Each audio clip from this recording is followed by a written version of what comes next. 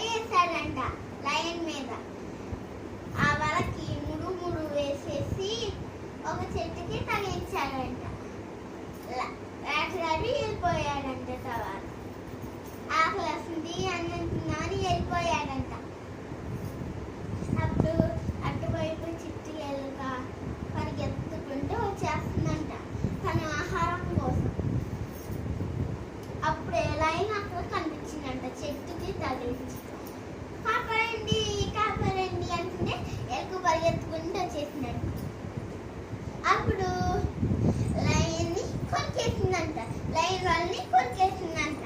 అప్పుడు లయన్ చక్కగా బయటకు వచ్చేసి, థ్యాంక్ యూ చిట్టెలుక, నిన్ను ఊరికే అనుకున్నాను, నువ్వు ఊరికే ఎగరా చేస్తామని అనుకున్నాను, థ్యాంక్ యూ చిట్టెలుక అని రోజు ఎప్పుడు వచ్చినా దాన్ని కోపగించకుండా తిట్టకుండా ఉంచిందంట.